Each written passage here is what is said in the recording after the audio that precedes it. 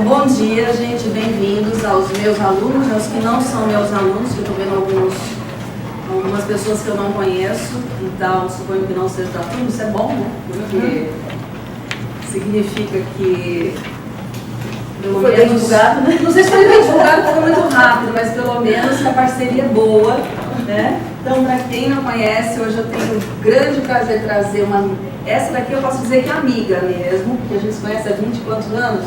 20 e alguns anos, né? E nós somos amigas, parceiras de trabalho. Amigas de USP. Amigas de USP de muitos anos, da época da nossa pós-graduação. Nosso mestrado. É. E então, bom, deixa eu te falar, né? Faz de conta aqui. Mas a gente tem uma parceria sólida em termos de publicação, em termos de projetos de pesquisa, além de vida, assim, de maneira de enxergar a vida, a pesquisa. Então, assim, eu posso dizer que é com prazer duplo que eu recebo essa minha amiga aqui, para dividir um pouquinho de uma pequena parcela do trabalho que ela faz, né? E eu não tenho mais o que falar, porque a gente sempre fica jogando confete no outro, né? Mas não é jogar confete, não encarem como aquelas coisas de banda, assim, que maravilhoso, não é isso. É porque realmente eu acho que nosso encontro é um encontro afortunado, feliz. É verdade, né? Obrigada. Muito obrigada, querida. Muito obrigada, são todos seus. Gente, a professora Maria Célia, quem não foi aluno dela, é professora da casa, tá? Orienta pela área de filologia e língua portuguesa, além de muitas outras coisas.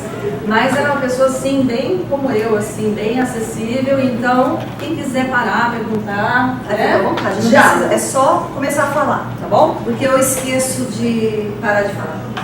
Então, quer perguntar, para e pergunta. Bom, a Patrícia já falou da minha formação, né? Então, sou daqui da USP, no mestrado, doutorado no campo, em linguística teórica.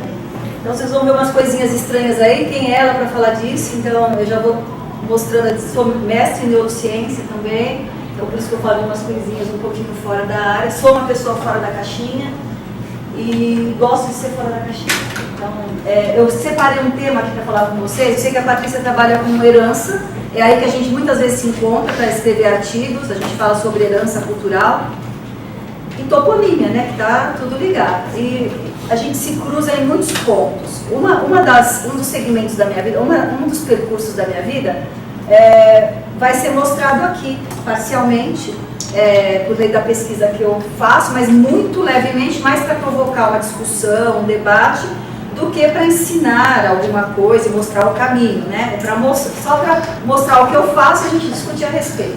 Então eu escolhi, saiu duas vezes o título aqui, agora não tô. Herança cultural e herança linguística, né? Então eu vou buscar estabelecer durante o nosso papo de hoje a relação entre essas duas coisas que muita gente vê como coisas muito distintas e distantes, inclusive na área de estudo. Então vamos passar.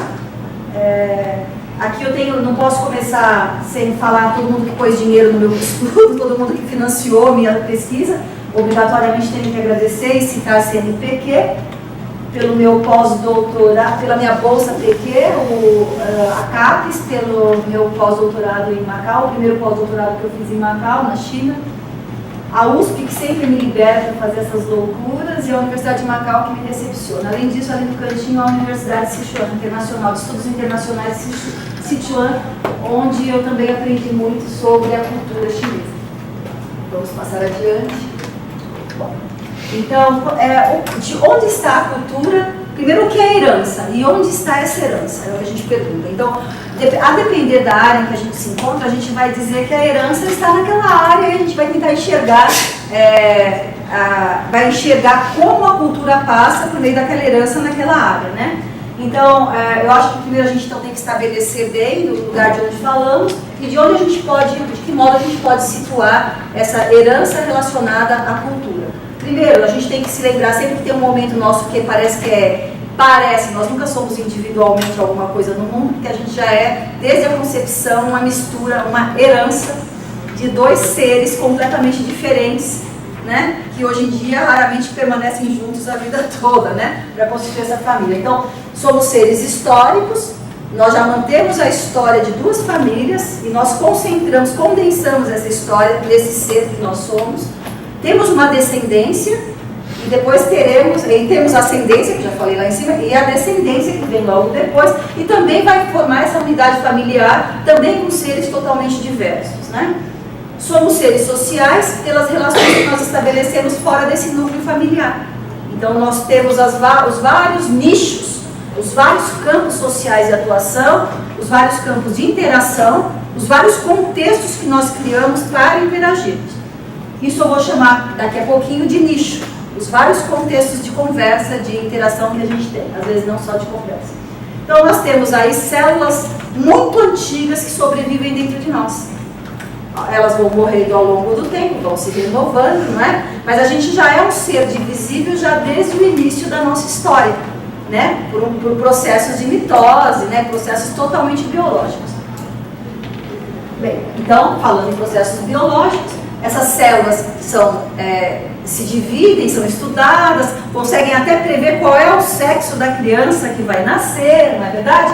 Um processo totalmente biológico. Então eu diria nessa área que a herança é biológica, né? A cultura, então, de tudo que eu recebo por herança, se vocês conseguem acreditar nisso, que cultura também se recebe, então nós estaríamos numa área de biologia para defender isso. Há uma fala do Maturana e Varela, não sei se vocês conhecem esses dois autores, foram os primeiros autores que eu li quando eu comecei a pensar em estudar neurociência.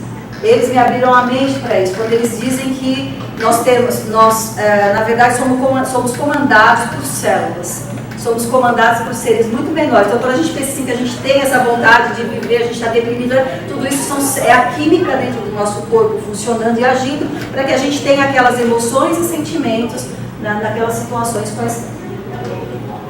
Bom, nós não somos réplicas, portanto, nós não somos cópias dos nossos pais, nós somos, derivamos de um processo que já é uma quebra, uma fratura de células, né? E depois, então, surge toda a nossa experiência, nossos sentimentos, acho que as emoções, a emoção de ser amamentado, de receber carinho, todas as emoções vão revestindo esse ser, e esse ser vai se compondo de um modo diferente da história de quem nos gerou, né?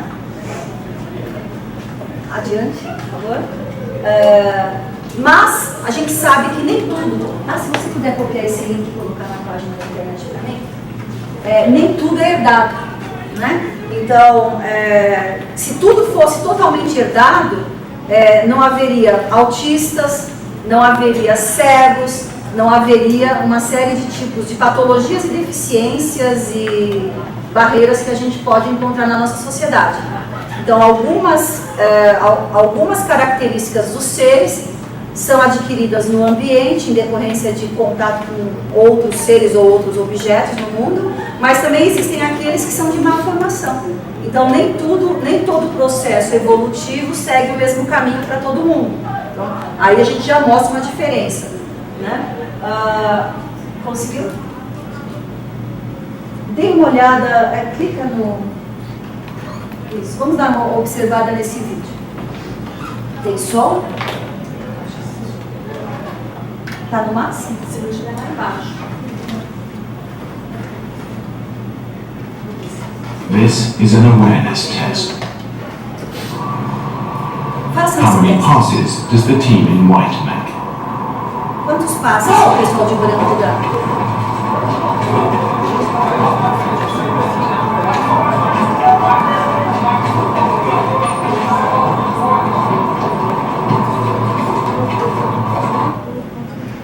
The answer is 13. Eu pedi para Did vocês you see fazerem the isso. moonwalking bear? Alguém viu o gorila passando, dançando como Michael Jackson? Professor, dá para apagar a luz lá da frente? Não dá para Eu acho que ver. ele não é ainda, tá?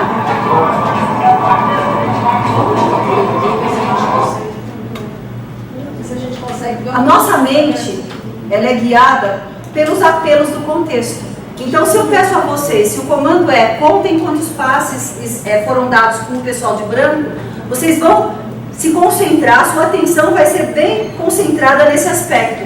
E você ignora todo o resto que existe, por maior que seja esse elemento que está passando por ali. Então, nem tudo é visto pelos nossos olhos, nem tudo é captado pela nossa atenção. Vamos lá. Bear. Ele vai voltar o vídeo para a gente ver o macaco dançando.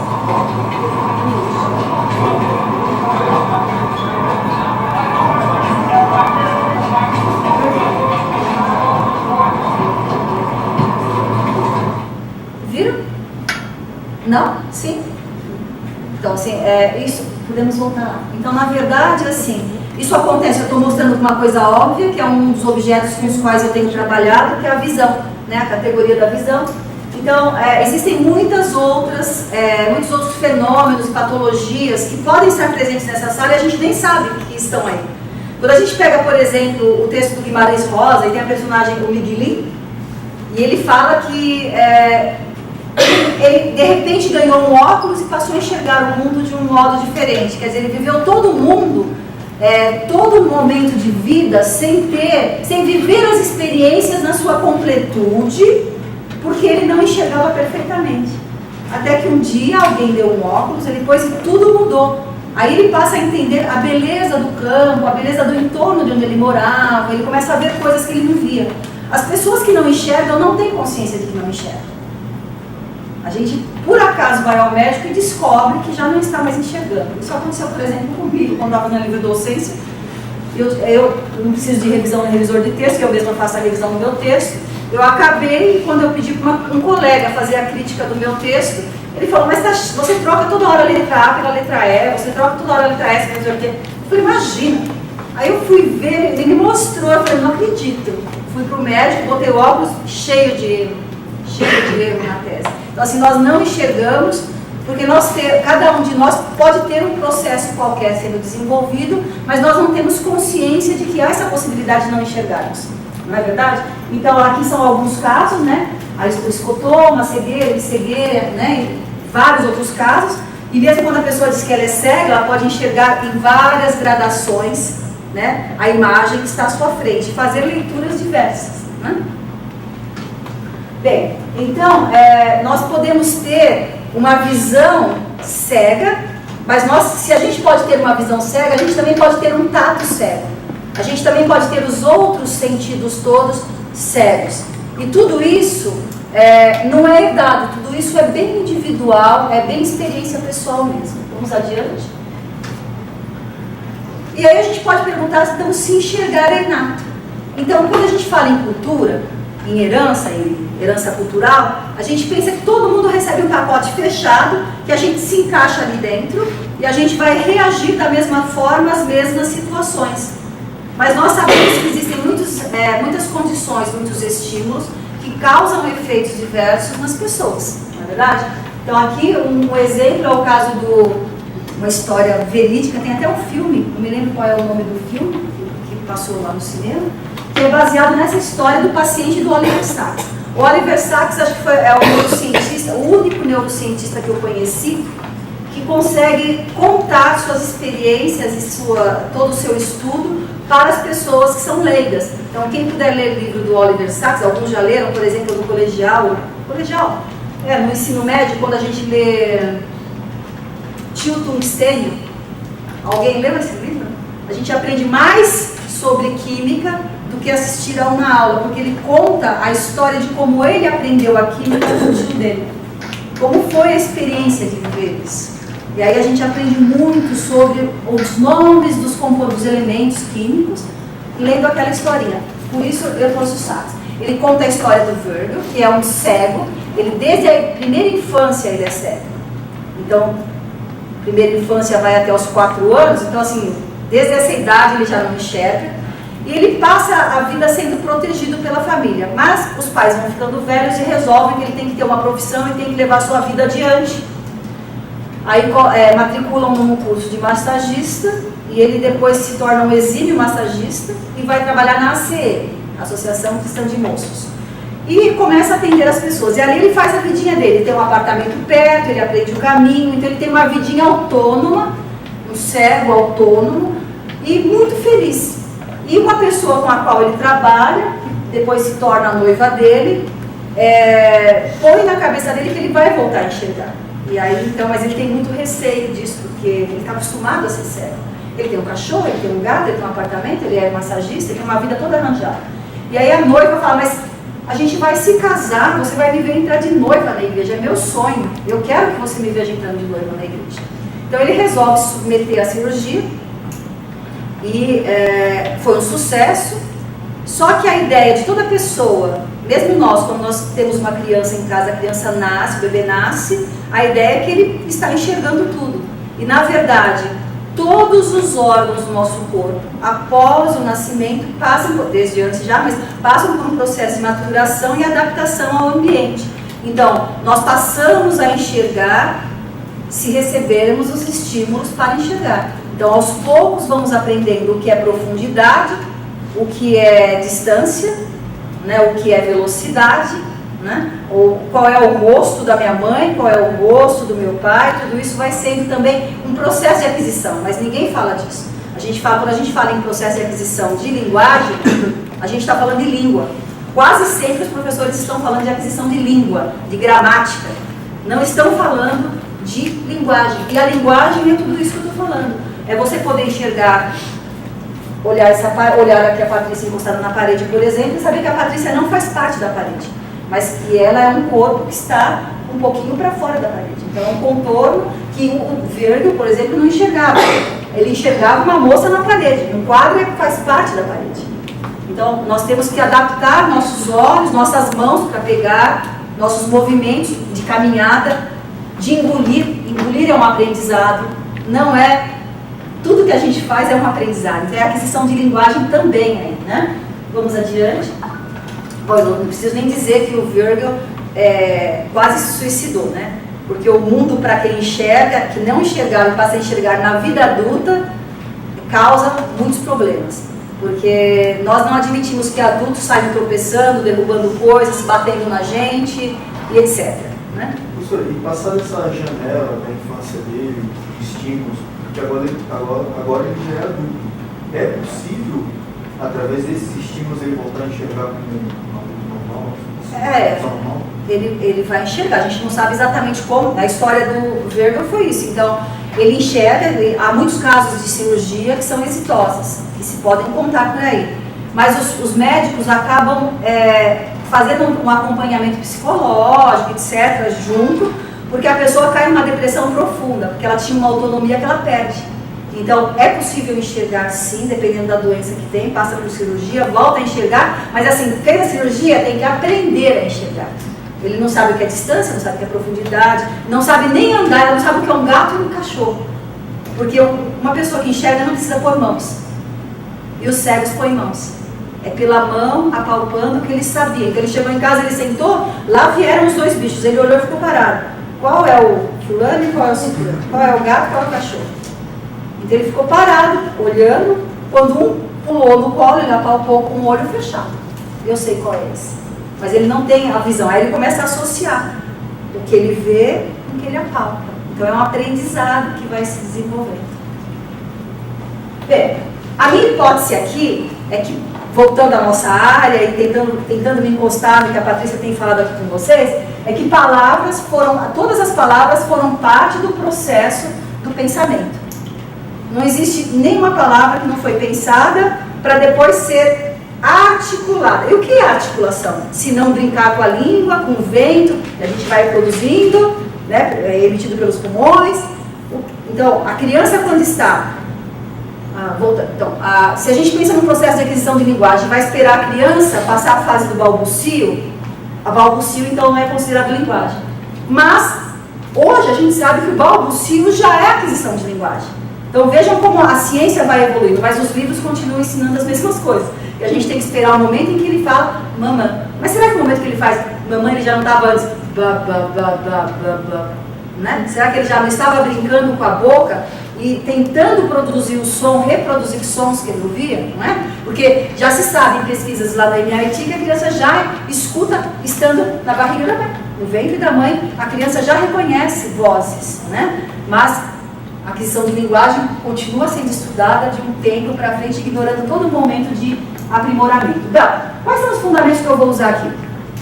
Eu vou falar de alguns autores que não são leituras de vocês, então eu só vou falar o nome, se a Patrícia depois quiser eu posso passar os textos para vocês, só para dizer onde é que eu estou me amparando, porque a gente não consegue dizer nada se a gente não ler teorias que possam amparar nosso trabalho, nosso raciocínio, nem que seja depois para refutar tudo isso, né? Então eu estou citando Clark. Clark é uma autora muito lida na psicologia, principalmente, porque ela vai falar, ela vai contra o behaviorismo, né? Que é aquele estímulo-resposta, uma resposta pronta e sempre igual, mas que vai falar em nichos cognitivos. A depender da experiência que a gente tem, a gente vai criando nichos cognitivos. Então, quando a criança pode ser muito eficiente, uma criança que como os cegos com os quais a gente trabalhava, hiperprotegidos. Então, eles viviam uma vidinha só se a mãe levar, ficar em casa, usar computador, mas não é a mesma coisa que interagir com o outro, não é? Autistas também, normalmente os autistas são escondidos da sociedade, porque os pais têm vergonha, né? Devido às reações que eles têm, com os barulhos, os ambientes estranhos. Então, ela vai dizer que nós, quanto mais estímulos tivermos diferentes, né, no experienciamento social, maior a quantidade de nichos cognitivos que a gente desenvolve. É amparado nessa teoria do nicho cognitivo que a gente fala em língua de herança hoje. Então a gente pensa assim, uma criança que tem uma língua de herança, o que é língua de herança? Língua de herança é aquela criança que tem, o pai fala uma língua, a mãe fala outra língua. Normalmente em sistema em contexto de migração, né? Expatriamento. Então você tem a criança que fala com a mãe e com o pai duas línguas, mas a língua lá fora, a língua majoritária, a língua oficial do país, vai ser uma pressão muito grande que vai sufocar a língua de herança. Por quê? O país quer que todo mundo fale uma língua só, não é isso? A nação é uma língua só. Essa ideia de que um país e uma língua é uma ideia tola e é totalmente contemporânea, né? Não existia isso no passado. A família quer que a criança tenha sucesso lá fora. E para ter sucesso lá fora tem aquele mito de que se você sabe mais de uma língua, você vai misturar as línguas e isso é um erro. Então o code switch, a mistura de línguas, é um problema muito sério para qualquer professor primário e para a família. Então eles fazem o quê? Eles procuram em casa falar a língua majoritária e cada vez menos falar a língua de herança. E aí a gente vai pensar na teoria dos nichos, a gente pode com segurança falar, e já existem estudos. Na China, por exemplo, na Universidade de Shenzhen, um professor chinês, como lá há muitas línguas ao mesmo tempo convivendo, eles colocam as crianças em aparelho de ressonância magnética funcional para ver quais as ramificações, quais as áreas que são acesas com a língua materna e com a língua majoritária, né? E o que a gente sabe? Que crianças que têm língua materna, que têm mais de uma cultura dentro de casa convivendo ali, são crianças mais inteligentes. Essa inteligência não é aquela inteligência de medir QI, mas é a inteligência no sentido de mais estímulos, mais sinapses, mais caminhos são iluminados e percorridos pelo sangue, do cérebro, na máquina iluminada, porque a criança tem mais possibilidades de sentido, mais nichos cognitivos disponíveis para interpretar as informações que ela recebe. Vamos adiante? Falta o Tomazello. O Tomazello é um professor que assim, hoje ele é expoente na área da psicologia ligada à linguística. Ele é do Max Planck Institute e ele fala assim, língua é cultura, acabou. Ele vai contra tudo que todo mundo falava antes. E quando é que ele tem esse insight? Quando ele vê o filho dele brincando com um dinossauro de plástico. Ele tinha que escrever a tese, a mulher estava trabalhando e ele tinha que cuidar do filho. Então ele tinha que distrair, ele deu os brinquedinhos de plástico e a criança começou a criar um mundo paralelo e falas, etc., com aqueles dinossauros. E aí ele parou e começou a observar como é que aquilo se dava. E aí ele que propõe em sua tese um nome técnico que todo mundo está usando hoje, que é espaço de atenção conjunta, ou espaço de conjunto de atenção. Que é quando você cria um momento em que aquela interação é uma verdade. E os dois interagem ali, né? Bem, e o terceiro que eu chamo para a gente trazer para a nossa discussão é o Mitten, que é um antropólogo que vai estudar as bases da cultura humana. E aí ele vai percorrer muitos lugares, a biologia, a antropologia, a etnologia, ele fala assim, bom, a única coisa que nos distingue, porque ele vai mostrar que o macaco, que o símio, né, então as espécies vão se desenvolvendo, mas que e ao longo desse desenvolvimento o cérebro vai crescendo. E o cérebro vai crescendo até chegar ao Homo sapiens. Quando chega no Homo sapiens, por mais que se evolua, há uma estabilização do cérebro, não cresce mais nada. Por quê? Porque o homem ganha uma inteligência que ele começa a usar áreas que já existem para fazer coisas diferentes. Então antes as áreas são especializadas e depois você não consegue mais saber se a gente tem um cérebro tão grande, como é que a gente só tem área de Wernicke e de Broca para a linguagem, se a linguagem é tão importante na nossa vida?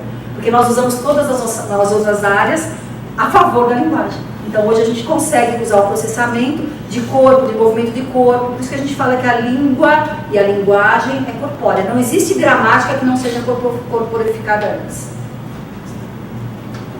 O que é materialidade linguística? A gente vai falar em materialidade linguística aqui. Bom, tudo que vocês, nas áreas de vocês, se todos forem de linguística aqui, todos de área de língua, eu falo linguística geral, tá? Então assim, línguas em geral, né? E linguística.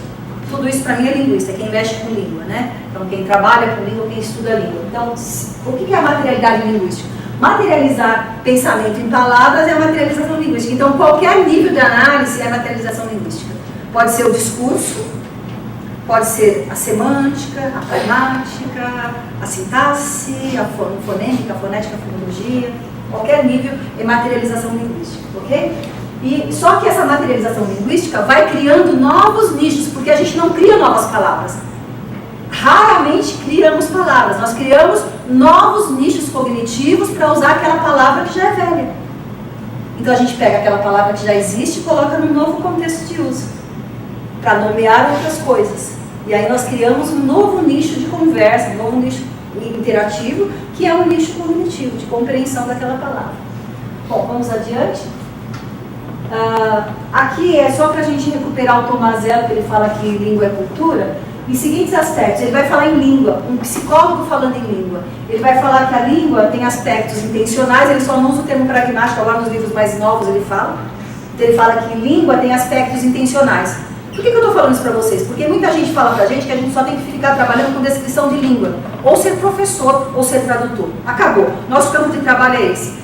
Não é verdade. A Patrícia é um exemplo disso. Então, se a gente pegar, por exemplo, a Patrícia foi contratada pelo metrô para fazer assessoria, para nomear as estações, fazer um estudo sobre a nomeação das estações novas do metrô. Não é só a Patrícia. Há muitos linguistas trabalhando em laboratório de ressonância magnética funcional, porque se envolve linguagem, precisamos estar lá.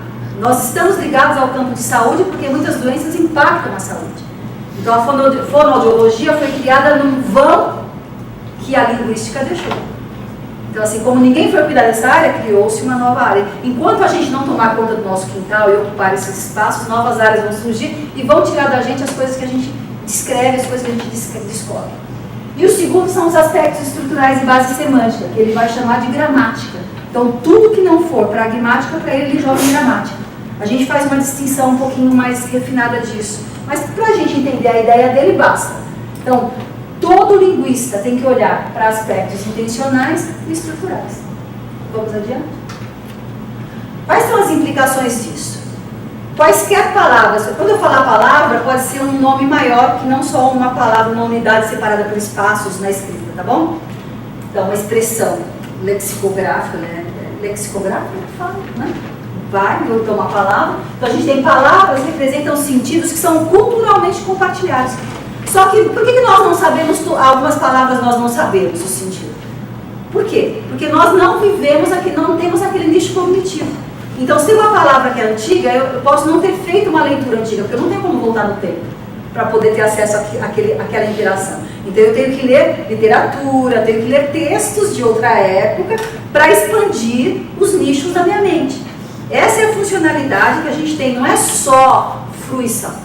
Literatura é exercício mental, é viver e se adaptar a novos contextos e criar novos caminhos, novos nichos cognitivos. A cultura habitualiza palavras de modo especial. Por exemplo, como eu nomeio ruas, como eu nomeio crianças.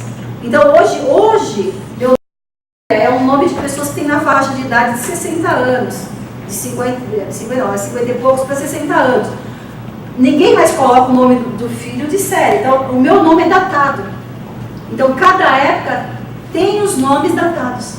A gente sabe. E aí depois há uma retomada desses nomes em outro momento por alguma motivação que é deflagrada socialmente também.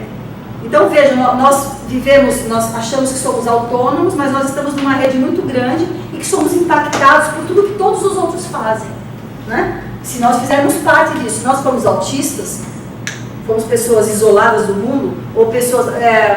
vou dar um exemplo, não sei se aqui tem religiosos, mas assim, eu me lembro quando eu fiz a pesquisa de doutorado, eu trabalhei com contato e recontato na sociolinguística. Então, você contata a pessoa, no caso foi minha professora que fez o contato, 20 anos antes, então ela foi lá e fez a entrevista com as pessoas. 20 anos depois, lá vou eu procurar essas mesmas pessoas que são vivas, as que sobraram vivas e que estão no meu endereço, e vou fazer as mesmas perguntas para essa pessoa, adaptada à situação, para ela não perceber que é a mesma coisa, para eu ver se a gramática dessa pessoa mudou.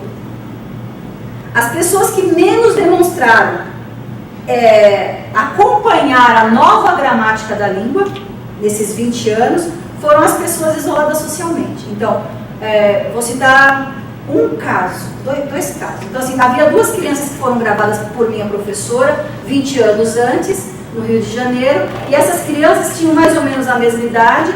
Uma reproduziu a história da mãe, ficou grávida adolescente, acabou indo trabalhar num subemprego para sustentar o filho, não tinha marido, uma vida muito sofrida.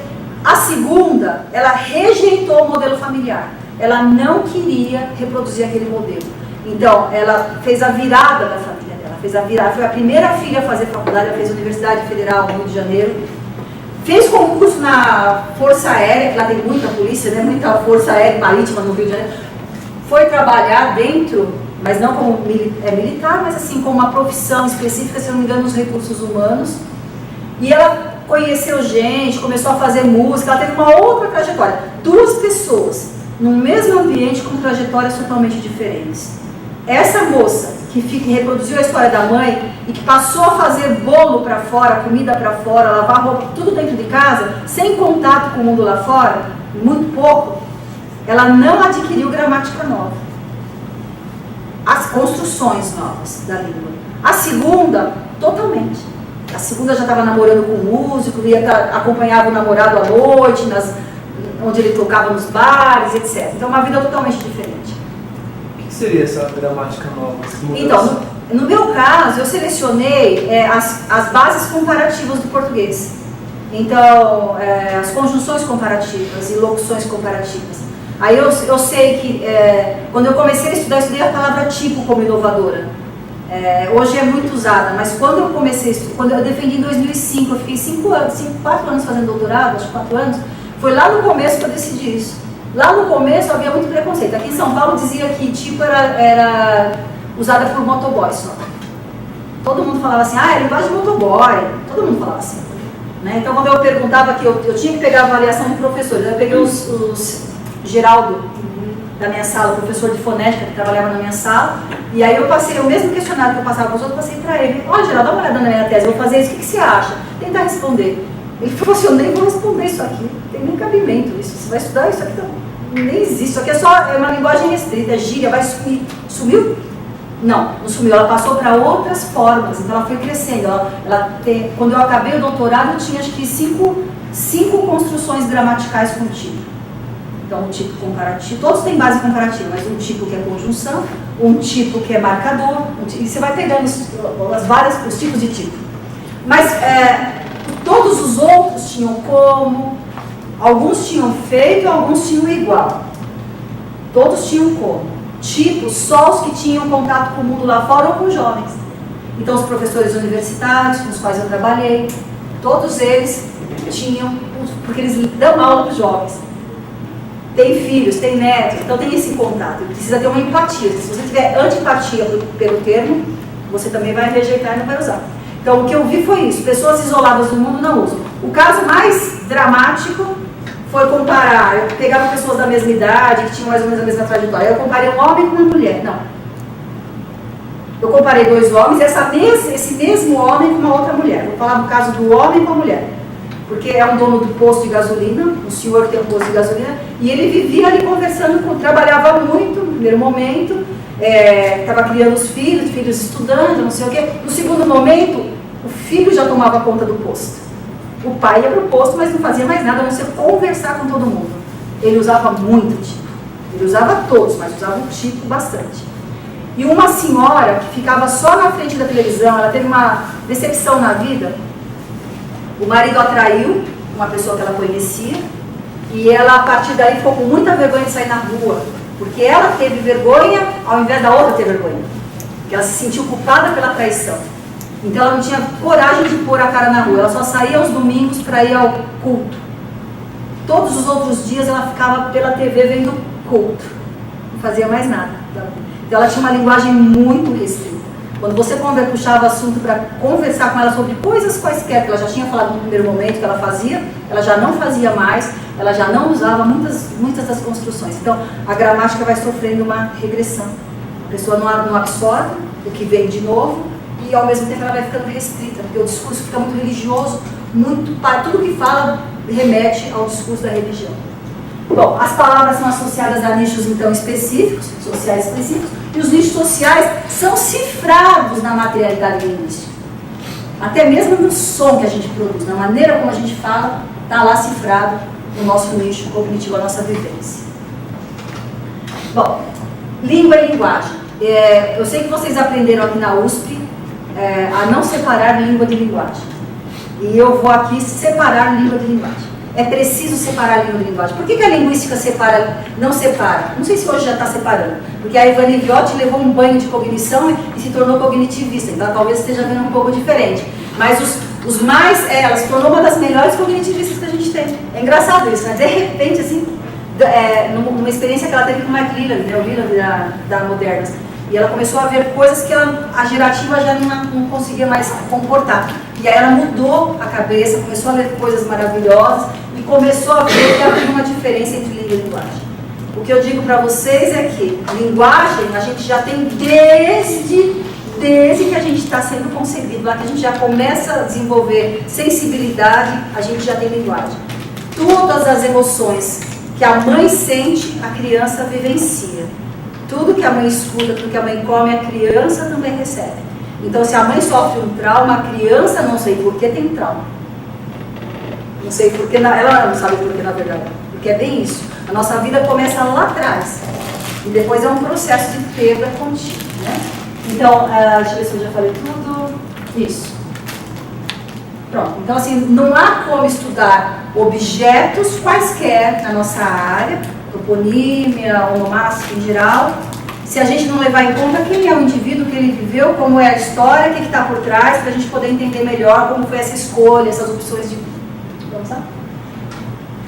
O objetivo da minha apresentação, então, na verdade, é evidenciar que existem nichos cognitivos. Se eu conseguir isso, já fiz uma grande coisa, e que eles são impactados pela experiência de cada pessoa, né? Por mais que a gente lute por igualdade no mundo, o que nós buscamos é a diferença. Cada um de nós, em seu ritmo, em suas buscas pessoais, nós queremos ser diferentes, não é verdade? Então, nós queremos ter direitos iguais, que é diferente, mas sermos iguais, não queremos.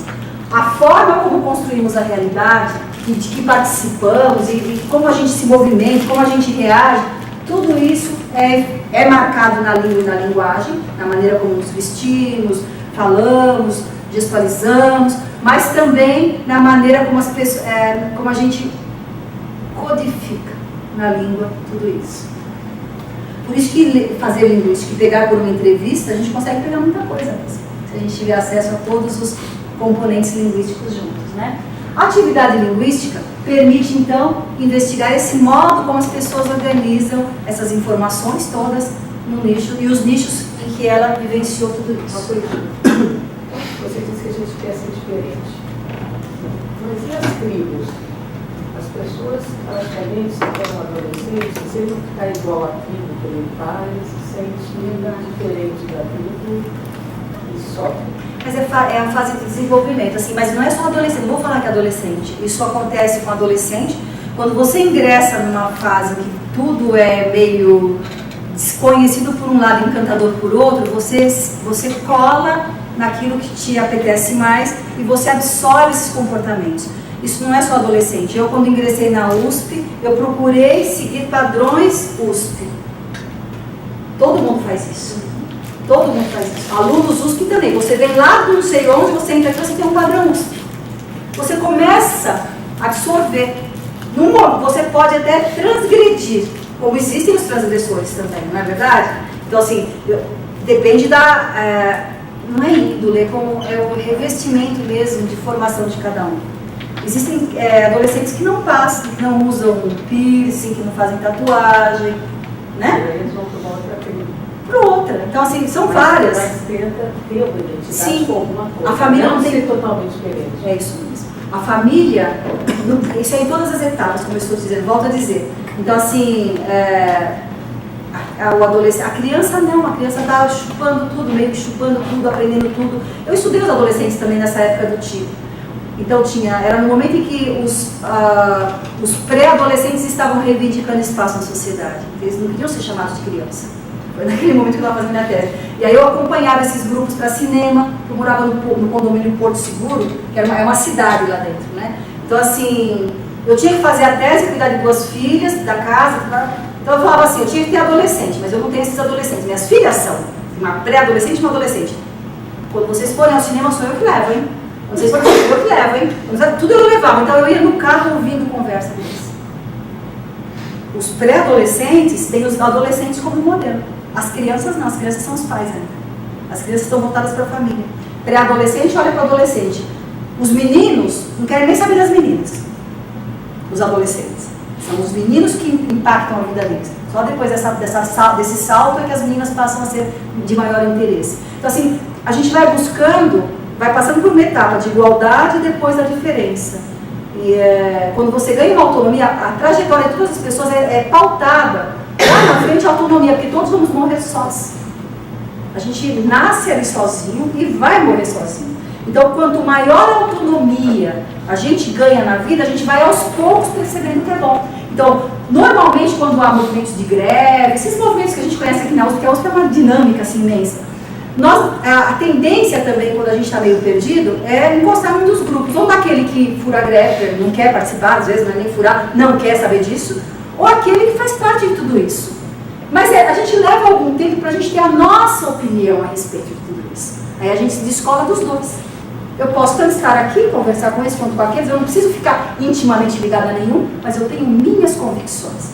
Então a convicção em todos os setores da vida a gente ganha depois de um momento de viver esses grupos e viver esses momentos de igualdade. Mas em todo momento a gente está sempre buscando uma diferençazinha, um brinquinho diferente, uma camiseta diferente. A gente quer marcar essa diferença o tempo todo. Mas só tem autonomia quando ganha muita bagagem, muito repertório para poder decidir e ter a convicção de que pode fazer. Não sei se você vê assim também. Você já viveu bastante também como eu, já deve estar vendo isso também, não é verdade? Como você falou, né? Você fazer parte de um grupo. Sim, seguir adiante, quer dizer, tá, eu gosto de carnaval, mas eu não preciso sair em bloco nenhum, tá bom? Eu posso fazer o bloco meu sozinho. Né? Quando a gente ganha essa autonomia assim, a gente segue em frente. E a felicidade só depende da gente, né? Bem, o que é então o nicho cognitivo, aquilo que a gente viu até agora? Aqui dá uma síntese. Eu vou pedir para a Patrícia deixar os slides para vocês. E assim a gente não precisa anotar, não precisa, né? E depois, se quiser as leituras também, ok. Então, é uma estrutura física construída pelo animal. Nós somos animais, a gente se esquece disso. A qual transforma um ou mais espaços que são problemas, que se apresentam como problemas para nós, de maneiras que ajudam a pensar e raciocinar sobre algum domínio e um domínio-alvo. Isso é o nicho cognitivo. Então, assim, se eu me deparo... Para quem vive tudo em paz e amor, que não enfrenta problema nenhum, a pessoa não vive, não cria nichos cognitivos. Quem se acha confortável e quer viver uma situação confortável, não sai do lugar. Nós precisamos nos deparar com crises, crise do grego mesmo, que é assim, quando os dois caminhos se abrem, você está a crise é ali no eixinho aqui, você está aqui, aí você tem que avaliar e decidir para onde você vai, 2 ou mais caminhos. Né? Então é esse o momento do nicho, é quando você se apropria, faz o exercício naturalmente vem, porque é um exercício de raciocínio, novos caminhos, novas sinapses são feitas. Vamos adiante? Bom, como evidenciar nichos? Se ele é mental, ele depende da experiência lá de fora que eu vivo, ou não. Às vezes você ali pensando e lendo um livro, você vive também, você cria nichos, né? Então, como é que eu posso evidenciar? Bom, estruturas físicas combinam-se com práticas apropriadas, né? Transmitidas culturalmente para melhorar a solução dos problemas. Eu me lembro assim que, vou contar uma coisa ridícula, mas assim, ridícula, mas que mudou minha vida completamente. Então assim, quando eu limpava a casa, eu varria o quintal, eu varria o quintal e tinha que pegar o lixo com a pá. Não sei se vocês já viveram isso na vida. Como é que se pega a pá e se varre ao mesmo tempo o lixo para a pá? Eu não sabia, mas nunca parei para pensar, isso que é o pior. Eu simplesmente me matava lá para poder recolher o lixo. Um dia, minha sogra falou, faz assim, ó, passa o braço por aqui. Eu falei, não acredito, em que escola você aprendeu isso? E resolveu, quer dizer, criou um nicho social que eu automatizo. E agora, aquilo para mim é a solução da minha vida. Isso é um exemplo simples. Alguém que vem nos tira a venda, alguém, alguma coisa, um objeto que nos tira a venda do olhar, cria um nicho cognitivo na nossa vida, na nossa matéria física, né? Torna possível formas completamente novas de pensar e de raciocinar. Bom, aqui o exemplo já, estou entrando na China, botando o pé na China, peguei algumas coisinhas. São coisas que, o que a gente pode avaliar, como a gente julga os chineses. Como é que vocês veem os chineses aqui na USP? Eles são fechadinhos, os intercambistas não são? Eles são travadinhos, fechadinhos, eles não... meio que lembra a cultura japonesa em São Paulo no século XX, por exemplo, em que eles queriam manter porque os pais pretendiam regressar ao Japão. Então eles mantinham a etnia japonesa ligada. Só filho de japonês só casava com japonês, né? Exato, então tem uma coisa muito fechada. Os chineses chegam aqui mais ou menos assim, muito para dentro. Aí a gente pensa, bom, mas jovens chineses são alegres. Onde eles são alegres? Na China. Então você pega lá, só que eles são inocentes, a maneira de ver essas coisas assim, essas coisas a gente precisaria entender para recebê-los aqui. Por exemplo, as meninas lá da China, elas usam a roupinha curtinha, que você só não vê o que não quer, muito curtinho, mas não usa decote nenhum, é cultural. Não pode mostrar peito, mas pode mostrar o resto. Aqui no Brasil, acho que pode mostrar tudo, né? Mas assim, quando elas chegam aqui, elas estranham o fato de as mulheres andarem com os peitos à mostra, o decote e tal. Então esse é um choque cultural. Ali cria um nicho e elas convivem. Se elas não convivem, elas olham mal pra gente. Depois, quando elas convivem conosco, percebem que a gente também tem respeito, que a gente também é uma pessoa do bem, etc. Aqueles mitos caem. Então, pra gente, jovens chineses são fechados, eles gostam de conviver entre eles. Não seria o inverso, não seria porque eles não sabem falar o português o suficiente, então eles têm vergonha de falar o português, né? O contato com o outro é que causa esse travamento. Então vamos para a próxima. Aqui era uma feira, eles pegavam aquela moldura e iam tirando foto com todo mundo. Mas se chegar um estrangeiro do lado, eles travam. Então aqui é o caso, olha, eles estão lá distribuindo abraços, estão lá felizes na praça, todo mundo vai lá e eles abraçam. Daqui a pouco chego eu e fico lá do lado dela. O que acontece, ó? O outro vira o rosto para lá, a menina fica, e agora que eu faço um abraço. Assim, muda completamente. Colocar um ser que não é esperado no ambiente, muda totalmente o comportamento. Então são coisas que a gente também tem que levar em conta se a gente for pensar em termos de cultura. O próximo, a gente pode pensar que os chineses são muito... a gente ouve, né, a gente lê por aí que a China não tem religião, é um país comunista. De fato, o governo não aceita a religião, mas ele aceita a filosofia. Então, budismo é filosofia, taoísmo é filosofia, é tudo religião. Você coloca lá a bacia com alimentos lá na esquina, onde tem lá acender velas, incenso, coloca lá as frutas, pra gente aqui é o quê? Macumba. Para eles lá é filosofia. Então isso pode. Então assim, a maneira de olhar para a coisa muda tudo dentro de uma cultura em contato com a outra, causa um choque, uma leitura diferente. Quando você passa a entender a perspectiva do outro, você ganha um caminho, um nicho cognitivo em sua mente. Então, aqui a gente tem a cerimônia budista, em toda a porta de prédios, apartamentos, há um leão segurando uma bolinha, porque Esse círculo significa completude, e a completude é muito importante, tanto é que a gente tem a Tai Chi Chuan, né, sempre o movimento circular, né, que é o completo, a felicidade. No dia dos namorados tem que dar um bolinho de arroz redondo, porque ele é o completo, é a união. Então, assim, tudo tem um significado, e aqui é o lugar em que acende incenso em esquina. Flores, comidinhas, incenso, tudo colocado ali. Vamos adiante? Em toda, é uma coisa assim, a gente fala, será que eles são retardados? Então, assim, chega no ano novo chinês, em fevereiro, eles começam a soltar fogos, muitos fogos. E aí o que acontece? Aquele barulho o dia inteiro, é insuportável, aquele barulho o dia inteiro. Todo mundo sai de casa, desce, fala, mas por quê? Eu nunca entendi o porquê. Aí um dia eu conversei com a Marcia Shimaus, que faleceu recentemente, mas é sinóloga de primeira, morou, foi criada em Taiwan. Então ela me contou, ela falou assim, olha, eles colocam as imagens desses deuses aí, os protetores da casa e da cozinha, para que nenhum espírito mal entre. Então, soltar fogos significa, você solta os fogos, a coisa ruim vai embora. Então, você fala, mas eles acreditam nisso? Acreditam. Mas será possível acreditar nisso? Sim, culturalmente, desde criancinha você cresce com aquela ideia. Então, quando a gente chega lá, a gente estranha esse comportamento, né? E lê de um modo diferente, né? Tão ingênuo, né? Então as crianças vão brincar. Os alunos universitários me convidaram para um churrasco na praia de Hassaki. E aí, lá fui eu para a praia, levei carne, levei bebida, a minha parte, né? Cada um levou. Quando chega lá, eles estão brincando de jogar, sabe seringa de carnaval que joga água? Que a gente já nem usa mais, né? Bisnaga, né? Um jogando água no outro, correndo lá pela praia. Vem, professora, vem! Assim, na minha cabeça aquilo é muito ingênuo, de fato. É um modo diferente de levar a vida.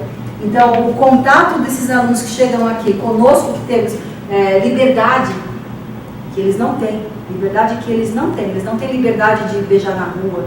Eles não têm liberdade de namorar muitas pessoas, que fica mal vista. Eles não têm sexo antes do casamento. Então, tem uma série de coisas que eles guardam, porque a família guarda, eles guardam e os filhos vão guardar, que pra gente aqui passa a ser algo que completamente surreal, mas que quando esses dois ambientes, essas duas culturas se encontram, é um problema. Isso é um problema muito sério. Como a gente teve aqui o caso de uma aluna que viajou para o Navarro, para uma tribo indígena, com alunos da USP, e com a menina, foi isso? Rio de Janeiro, né? E aí as meninas, as chinesas usam roupas muito curtas, porque para elas os homens respeitam. E assim, é tácito isso lá, não existe nada, ninguém passa, atravessa a linha, né? E aí o que acontece? Um menino da USP achou que a menina estava se oferecendo e quase estuprou a menina, se não fosse. Foi caso de polícia aqui na USP. Mas por quê? Choque de cultura, né? Próximo. Aqui, então, eles... Em Macau, é uma cidade de colonização portuguesa. E quando você chega, você não tem português mais falado nas ruas, né? Mas você tem português em um monte de lugar. Um dos lugares na toponímia da cidade, né?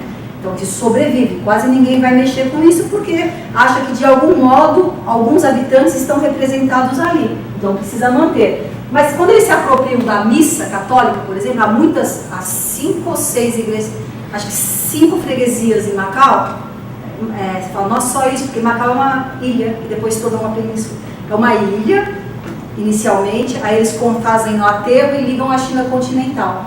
Em Macau, como são os portugueses, teimosamente, que permaneceram lá desde a época também da descoberta aqui, os portugueses nunca trataram os chineses com devido respeito, porque os chineses escarram, cospem na rua. Em Macau já não é mais permitido isso, devido à colonização portuguesa. Mas na China continental isso acontece muito, então é preciso ter placas, aqui não pode cuspir, cuspa aqui, ou coisas assim, né? Porque para eles tem uma concepção de que tudo que sai do corpo é saúde para o corpo. Você está tirando coisas do corpo. Então, peidar, cuspir, escarrar, suar nariz num restaurante, tranquilo, você está cuidando da sua saúde. Só que vai você comer do lado de uma pessoa que está fazendo isso. Não é? Então, para a gente é um choque, mas para eles é totalmente saudável isso. Então, quando eles absorvem também a cultura católica, tem uma comunidade lá chamada macaense. Todo mundo que nasce em Macau é macaense? Não. Só é macaense quem tem descendência portuguesa, sino-português, chinês com português. Normalmente é o pai que se casa com as chinesas, porque as chinesas são muito bonitas, né?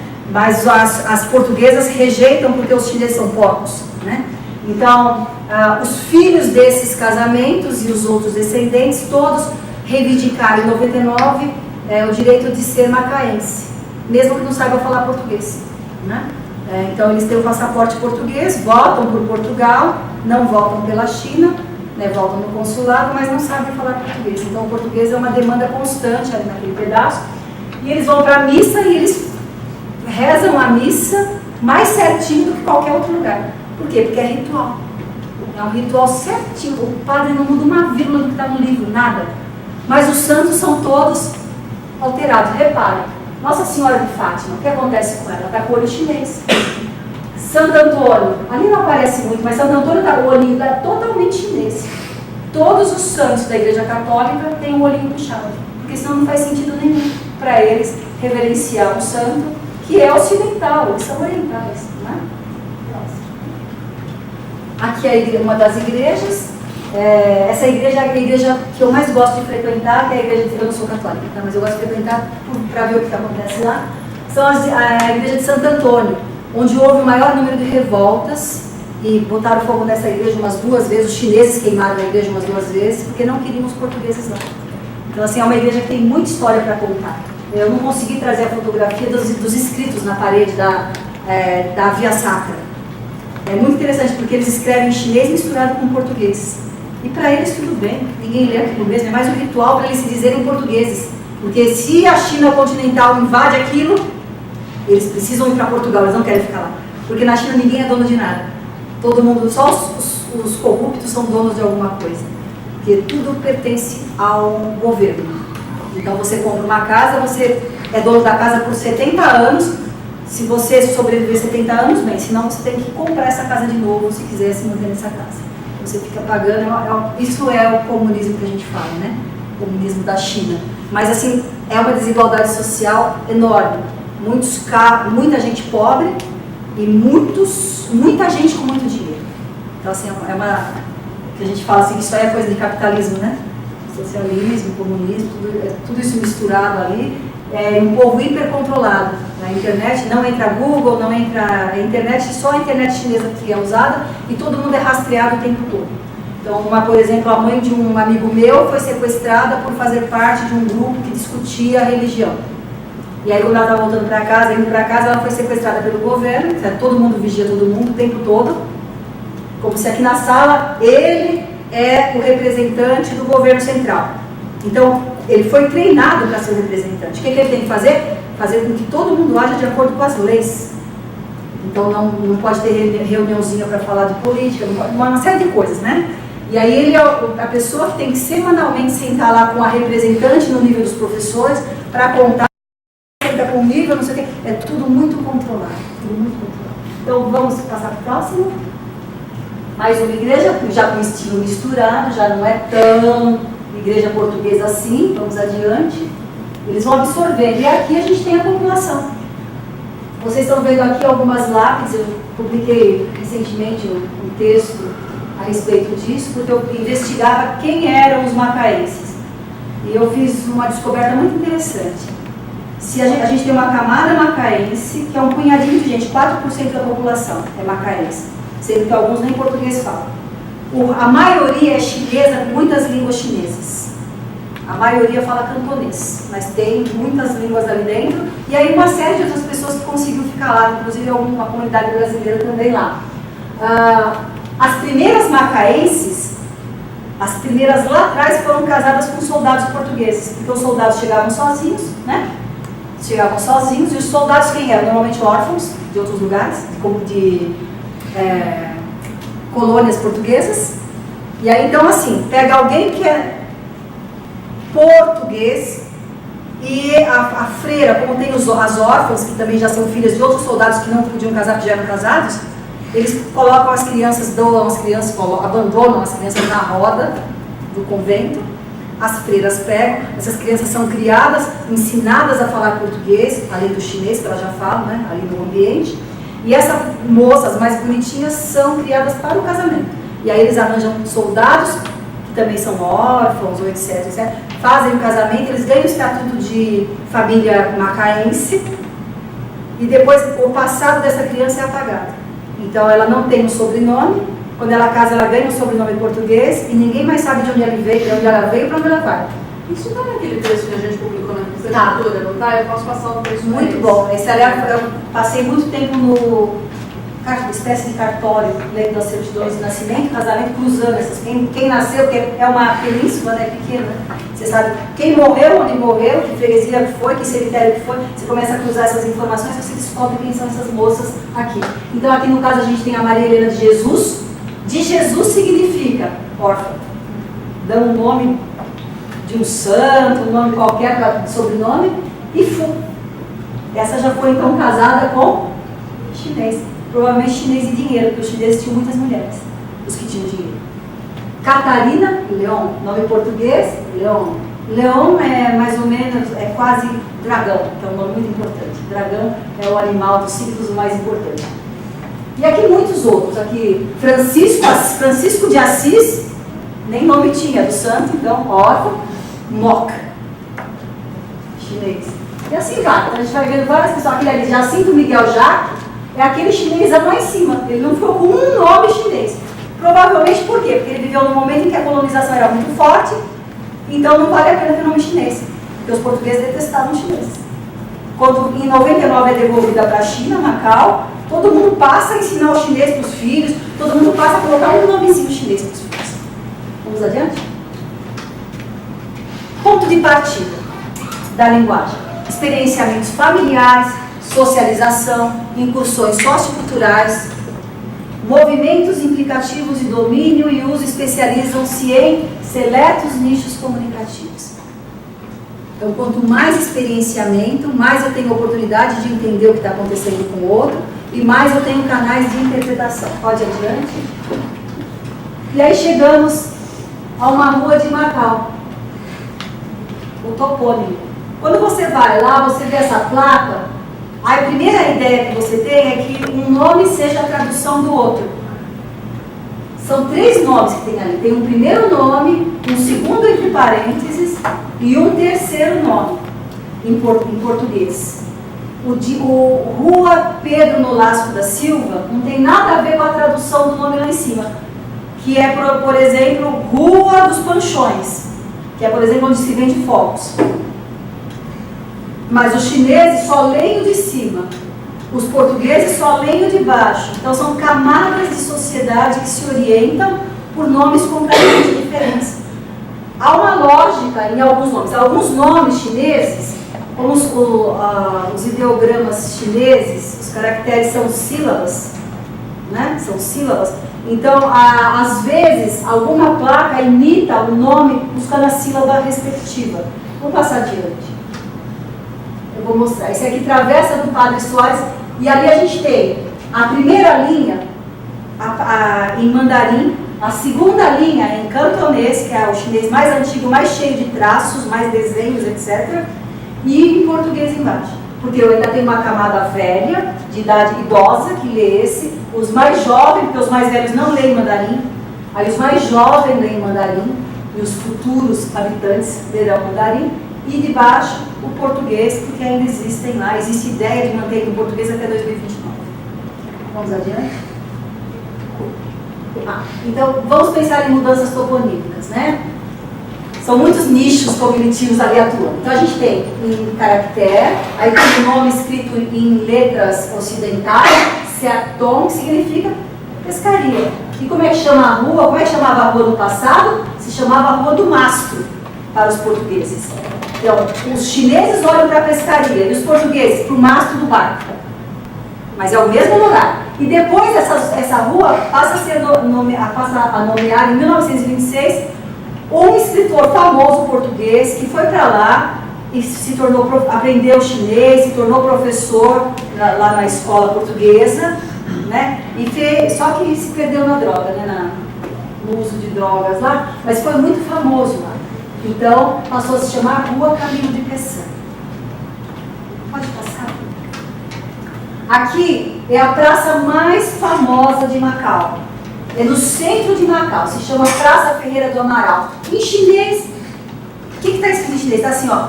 Praça Ferreira, Amalau Plaza. Amalau Plaza. Eles tentaram pegar as sílabas chinesas e representar embaixo. Então é o som. Por que eles mantiveram e não usaram a lógica anterior? Por que será? Porque é a praça central de Macau, a mais importante de Macau, e tinha um cavalo num pedestal imenso com o Ferreira, o governador Ferreira do Amaral, que também esteve aqui no Brasil na época da revolta, acho que foi em Pernambuco, em Salvador, não lembro.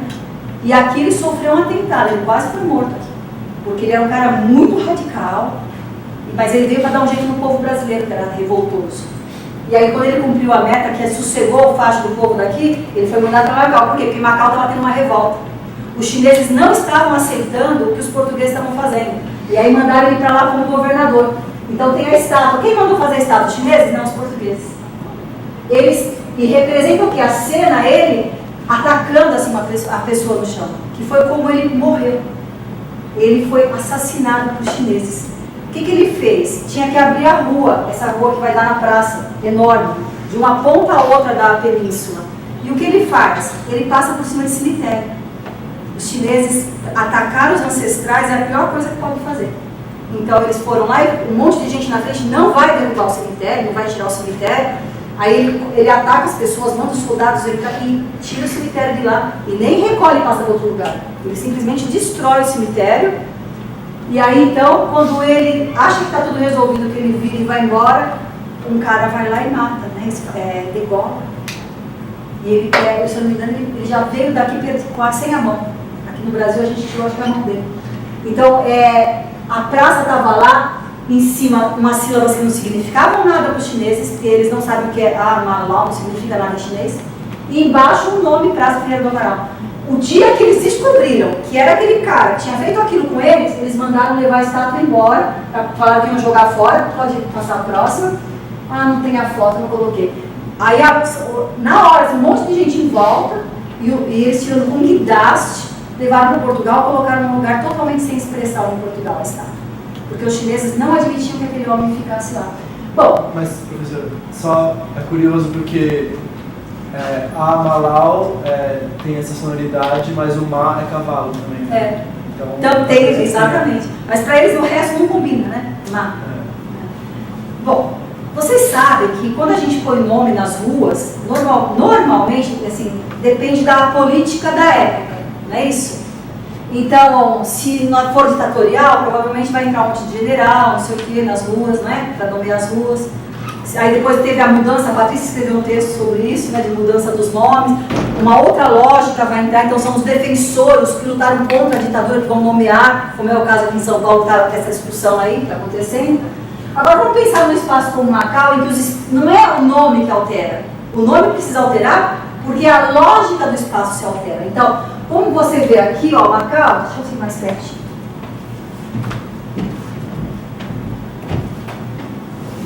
Macau, lá em cima. Macau é aquilo, é uma ilha que fizeram um aterro para ligar para a China continental para poder passar. Por quê? Porque na China, em Macau não há alimentos de plantar. Precisa ir para a China para comprar e fazer. Então, os chineses atravessam, vão lá, compram e voltam. Passam, né, pela alfândega e voltam. Mas aí surge um pedaço aqui que era todo de mato, não tinha nada. Aí em Macau, os portugueses, será que estou eu perto? Os portugueses se apropriam desse espaço e dão o nome de Ilha de Taipa. E aí eles fazem ponte para ligar, 2 pontes para ligar. Então, todo mundo chama, desde a Ilha de Taipa até Macau, chama tudo isso de Macau. Entende? Tudo isso é Macau. Depois, os portugueses fazem mais um caminho aqui, na verdade não ficou uma ponte, é um caminho que liga a ilha de Coloane. Então, Macau ficou composta por 3 ilhas. A Universidade de Macau foi instalada aqui, na ilha de Taipa, no alto de uma montanha. A Universidade de Macau foi instalada pelos chineses. Depois os portugueses se apossaram daquela universidade. E aí, em 99, quando a China retoma o poder sobre Macau, expulsando muitos portugueses fugindo de lá, o que acontece? Ela cria um projeto de minar todas as fontes de poder dos portugueses. Para isso tem que mexer com o espaço. Não adianta mexer com as pessoas, tem que mexer com o espaço físico. O que fizeram? Aqui tem uma ilha, a ilha da montanha, que está aqui nesse cantinho, não tem nada a ver com Macau. O que eles fazem? Eles fazem um túnel, sai daqui de Taipa, por baixo do Rio das Pérolas, para chegar aqui. Primeiro eles constroem todo um campus inteirinho, passa a próxima. Ah não, peraí, aqui dá para ver, ó. Aqui, ó. Então, China, é tudo China. Não tem nada a ver com português. E eles constroem uma ponte que vem para a China. Só que a China precisa de visto. Para entrar na China, qualquer chinês que está em Macau precisa de visto. Não tem uma movimentação assim. É tudo controlado. Então eles fazem um túnel por baixo do rio, para que se tiver revolta, o que eles fazem? Eles fecham o túnel. Então, o controle altamente, né, controlado. Vamos passar para o próximo? E aí, criam aquele campus lá, é a planta do campus. Quase toda a ilha da montanha se tornou campus, com casa para professores. A ideia é que todo mundo viva lá e não saia de lá. Então, os professores ganham apartamentos para trabalhar, os alunos também têm hospedagem lá para estudar. Tem toda uma vida lá dentro, não precisa sair de lá para nada. E só tem um caminhozinho por baixo. E aos poucos eles vão substituindo os professores de português da universidade, os professores de português. Os brasileiros ainda estão, mas há menos portugueses lá. Outras ilhas vão surgindo depois, olha lá, aquele pedacinho. A ilha da montanha, ligada a uma porção de terra chamada de Kotai, né? E aí eles criam ali um túnel subterrâneo que liga para poder controlar. Como é que se chama isso? Bom, a gente fala, a China continental arrendou o terreno para a Universidade para Macau. Macau paga todos os meses um aluguel enorme pelo uso daquele espaço, mas a China precisava de dinheiro também, para enriquecer, fazer as coisas que ela faz. Ok. E os alunos pagam, tudo pago, não é verdade? Então tudo bem. Mas aí o que acontece? Quando você está lá no campus, os alunos conseguem falar com a casa deles como se fosse ligação local, os alunos da China. O pessoal de Macau usa o telefone como se fosse local para Macau, porque os chineses fizeram as ligações para isso, como se fosse tudo local, mas você está em território chinês. Tanto é que se você sair do campus, rodear o campus e tentar ir para cá, é tudo cercado com tela, com arame farpado e com polícia, com exército na rua. Você não pode ir, e vira e mexe quando você está andando pelo campus, vem alguém e fala, me dá seu passaporte para eu ver. Então você é vigiado e checado o tempo todo para ver se você de fato tem o visto para estar lá. Então teve que se mudar a concepção. Quando você pergunta aos professores portugueses onde você mora, ele te dá o endereço, ele dá o endereço de Ilha da Montanha, Universidade de Macau, Macau. Quando você pede esse endereço para alunos da China, eles colocam Ilha da Montanha, quarto tal, Universidade de Macau, China. É um espaço que é neutro, mas que é totalmente China. Então, que nomes dar às ruas do campus da Universidade de Macau? São nomes chineses ou nomes portugueses? Na lógica, eles vão dar os dois, porque aí respeita as duas comunidades. Errado, a China está tomando posse de tudo. A China quer os portugueses longe de lá, então tudo no campus é chinês. Não há funcionários que falam português. Há um ou outro da época antiga que sobreviveu, mas eles fizeram um acordo para as pessoas pedirem aposentadoria, saírem uma bolada e abandonarem o cargo. Todo mundo chinês. O que aconteceu? Todos os filhos de macaenses que falavam português e que isso era um prestígio, têm agora que aprender a escrever chinês, porque eles falam chinês, mas não sabem escrever chinês. Então todo mundo analfabeto em qualquer situação. Então essa é uma geração que está demandando vários arranjos. Ah, tem mais um. Não sei se vocês viram na televisão que a China fez uma ponte que liga. Vocês viram? Saiu na notícia esses dias. Uma ponte quilométrica, maior do que Rio-Niterói, ligando Hong Kong a Macau. Toda por oceano, assim, a ponte. Porque a gente só ia de barca, né? Atravessava de barca. E agora tem uma ponte que liga. Aí você fala, que bom, todo mundo vai poder ir. Não. Agora, maior controle. Agora, somente por aquele caminho se pode ir e somente passando pela alfândega. Então, tudo com barreiras controladas. Ou seja, os nomes, quando a gente pensa... Pode passar, por favor? Quando a gente pensa em linguagem, principalmente em palavras que nomeiam coisas do universo, se a gente levar em conta ambientes estáticos, pessoas que têm nichos cognitivos compartilhados, todas igualmente, a gente nunca chega a uma resposta e uma análise suficiente do que a gente precisa analisar. Então, para analisar heranças, Nós precisamos olhar para esses novos contextos que as pessoas estão vivendo e a história que aquilo tudo tem. Porque os chineses colocariam só o nome chinês se tem muitos alunos portugueses, tem professores portugueses? Não é verdade? Então, assim, tem toda uma história que explica isso de ranço, porque Portugal não queria devolver e a China teve que pressionar, ou vocês saem, ou nós vamos entrar com os exércitos nas ruas.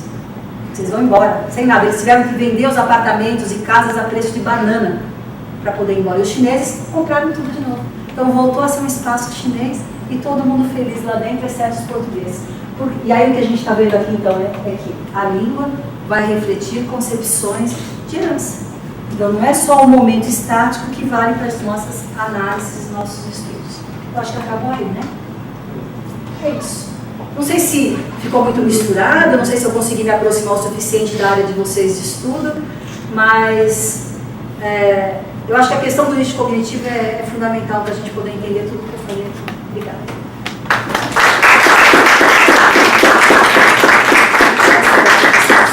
Agora as milhares de perguntas para a professora. Tem pergunta? Não é possível que ninguém tenha curiosidade de saber nada.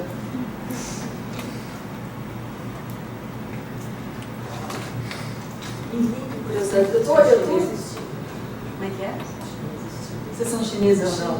Eles são chineses tímidos? Eu acho que é muito difícil fazer pergunta quando assim, alguém nos pressiona. Que pergunta que eu vou fazer? Não, eu não sou, não, imagina. Dá vergonha também. Se eu fizer pergunta que não tem nada a ver, né? Não, é que eu tô com 1 milhão de perguntas aqui, mas como a gente vai trabalhar de tarde, Vamos, a gente vai trabalhar trabalhar à tarde. Vamos fechar já esse espaço deles, né? Mas, Aqui todo mundo trabalha com toponímia? Não, Ah, acho que ninguém. ninguém trabalha com toponímia, nome de lugares? Não, eles querem os créditos na parte. Depois eles se mandam e voltam mais tarde. Entendi, é uma disciplina aberta toda. Porque as disciplinas... optativa. Tá. Entendi, Patrícia. Optativa. Que quando a gente faz disciplinas, no meu grupo a gente faz são muito fechadas, né, as disciplinas, assim. E quem vem de fora às vezes não entende, eu pensei que fosse o caso. Ninguém entende nada do que eu estou falando, né, assim, porque é muito fora, né. Mas... Aqui tem gente de todos os cursos. Há gerativistas aqui? Pessoas que fazem iniciação científica fazendo árvores de línguas, estuda aquisição de linguagem. Olha, o que fazem então? Posso perguntar eu? Pode. O que você estuda? Eu sou leitor, eu faço artes visuais e marketing. Ah, sim, muito bom.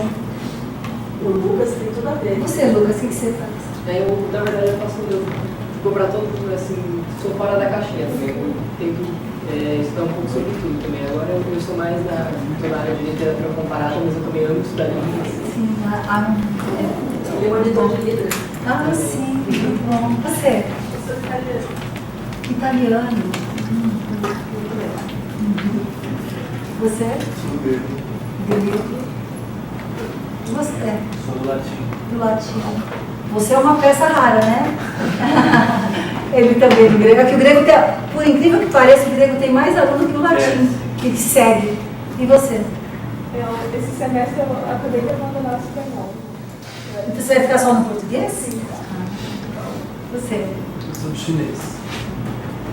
Ai, meu Deus do céu. Chinês, aqui você está em que ano? Não sei direito, tem que fazer umas contas, mas eu já fiz todas as obrigatórias. No chinês, tô falando, no chinês, você está em que Eu já acabei as obrigatórias. Acabou tudo? Já foi para a China então? Não. Vai quando? Eu quero ir no meio do ano que vem, mas pelo Confúcio. Pelo Confúcio na Álvares Penteado? Na Unesp? Lá no Ipiranga. Ah, no Ipiranga? Você está fazendo curso lá? Eles sorteiam bolsas, né? Você faz o curso e eles sorteiam bolsas para os melhores, para as pessoas concorrerem, né? Dentro do Confúcio. É isso? Para que lugar que você pretende? Lá eles vão pra Rubei. Ah, Rubem. Eu sou só do português também. Eu sou do português. Ah, não fala só do português. Português. Português, assim. E você? Também do português, mas estou muito na música também. Sim. Mas você está na música na ECA? Não, eu estou muito na música, vivenciando. Eu dou aula de musicalização infantil. Interessante. A musicalização é o que a gente É o que mais a gente trabalha com língua de herança, porque a música, não só a língua de herança, se a gente falar em idosos com Alzheimer, que a gente defendeu o trabalho a semana passada, os idosos esquecem tudo, quem são, se comeu, se não comeu, se... esquece tudo. Mas de músicas eles têm. Está naquele nosso curso, né? Tudo bem? Sim. Já está assim. É bárbaro isso. A música é assim, fantástico. Não sabe de nada, mas sabe a música. E para a criança é assim, a família canta, a mãe escuta as músicas brasileiras nos Estados Unidos, né? Então as crianças recebem primeiro a música. A língua vem pela música. Sim. E depois é que elas aprendem o português. Inclusive tem um filme, né, do Oliver Sacks que é esse filme que você mencionou, Não, acho que não foi do... que ele faz tratamento com idosos também, com Alzheimer e música. É. E tem a ver com o que você falou, né, sobre nichos cognitivos, né? Exatamente. A criança que recebe estímulos com música também. O Sacks tem uns livros, né, assim, maravilhosos. Eu me lembro de um que eu até dei para o meu médico ali do HU, que era neurocirurgião, e o Sacks era neurocirurgião. Então ele era meio louco assim também, então ele resolveu subir uma montanha e sozinho, né, para vivenciar a experiência sozinho, que era um sonho dele. Só que aí ele perde o ritmo e escurece, começa a ficar nublado, e aí ele se depara com um urso lá em cima. E aí ele sai correndo, ele larga tudo, sabe às vezes sai correndo, aí ele fratura a perna. Então ele conta a história de como é viver a vida de paciente. Assim, o outro lado, porque ele é médico, ele acaba sendo socorrido por um pessoal lá, e ele é tratado como coisa no hospital. E aí ele conta esse outro lado. Ele querendo falar, não, mas não é isso que você tem que fazer, é aquilo, olha, você tem que me dar tal remédio, não sei o quê. E ninguém considerava, então ele vai contando como o corpo reage. Ele era uma pessoa fantástica, né? Você? Eu sou da linguística. Linguística? E que linguística que você faz? Eu estou tentando ir mais pro lado do B, usar a linguística como ferramenta para estudar o As línguas indígenas? o tupi especificamente, que tem aula aqui com o Navarro, Ah, o caminho da semântica, eu acho legal. Tem que fazer umas viagens, vai lá para Tocantins, estive lá recentemente, e há tribos e tribos ali, muitas, tem uma reserva imensa, e eles recebem muito bem. Diferente? Xerente. Eu fui lá. Foi também? Você conheceu o Abu? Não, conheci o Romário. O jovem, futuro cacique do Abu? Não conheci. Ele Fui é na filho? aldeia Cachoeira, meio nova. Muito fantástico aquilo, não? E muito triste ao mesmo tempo, né? E você? Muito bem. Eu sou intercambista do Japão. Ah, você é do Japão? Sim. E lá você faz que curso? Eu aprendi a português mesmo. Ah, sim. Que universidade que é a sua? Universidade Sofia. Ah, Sofia, sim. Tem uma colega minha que trabalha lá, porque agora eu não consigo lembrar. Seria aqui no Brasil em 2007 com a gente, ou 2008. 2 vieram de lá para ficar um tempo com a gente por causa do CIMELP, que se ensinam português. Você eu te conheço. Você de blusa vermelha, né? Você já acho que sim, os corredores talvez, sim. Eu fiz história também. Sim. Há um tempo. Sim. Mas eu faço português e alemão. Já está acabando também.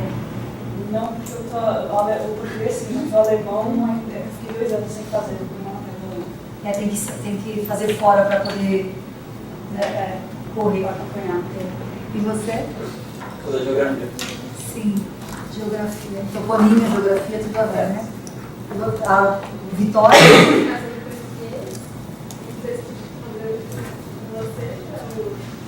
Ela trabalha com música, né? Eu não sabia que a Vitória era sua querida. Oi? Não sabia que a Vitória era sua querida. Você comentou? Eu tô com Alzheimer. A Vitória está fazendo um projeto com música para estudar o léxico, a entrada do léxico em São Paulo, derivado daquele nosso do PHP. Logo temos alguma coisa. Eu sou do alemão e português e estou estudando linguística também. Tem um projeto também com a gente lá, você? Bom, eu também mais eu fiz economia no passado, depois que um tempo parado, daí resolvi voltar a estudar, principalmente porque eu queria que o alemão pegasse no meu pé, não é de volta. Mas daí eu acabei sei lá, eu gostaria de estudar, então eu acabei fazendo letras, aprender português e francês, e agora eu faço geografia. Então, para mim, eu fui pelos dois lados. No início, eu vi pelo lado Ela fez o primeiro módulo, no 2, agora ela já está no 2, 3, 4, 5, 6. Pela língua, né? Depois, agora eu vi geografia, né? Com o meu colega de geografia. A tônica são os espaços, então eu gostei muito de ver. Sim, esse espaço é sui generis. Eu acho que isso acontece em 2 lugares hoje no mundo, na China e na Rússia.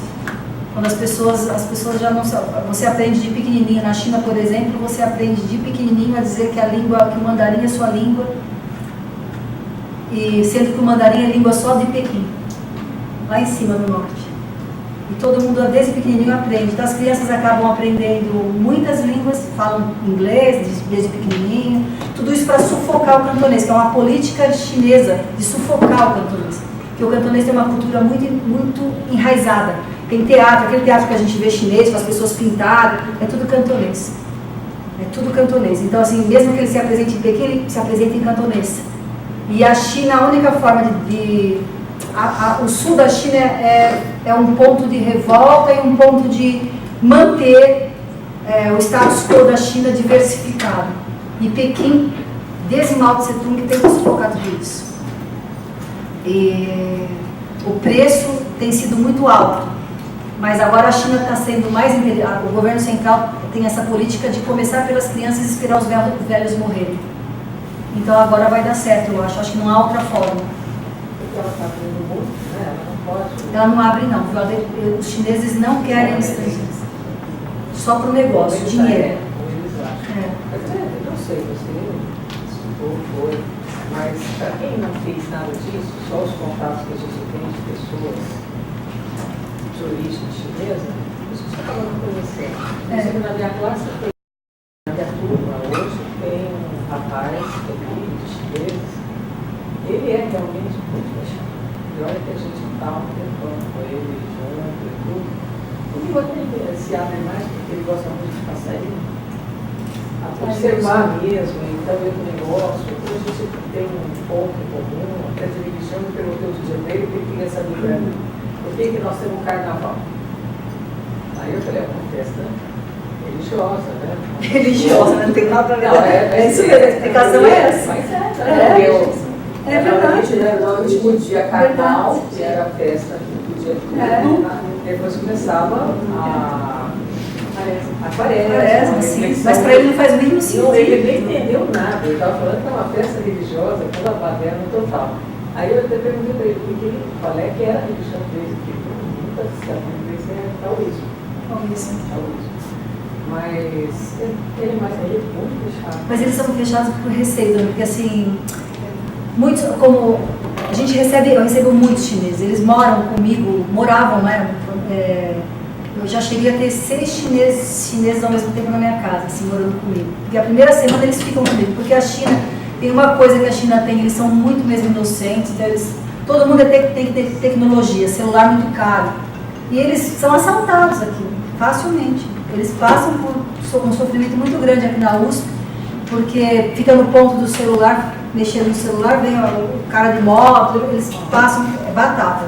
Então, agora a gente tem uma rede, já tem um diário das experiências, então quem vem agora já está avisado, mas eles não sabiam como funcionam, eles sentem muita falta da comida, é muito diferente a comida deles da nossa. Qual é o estereotipo nosso, que eles acham que somos nós?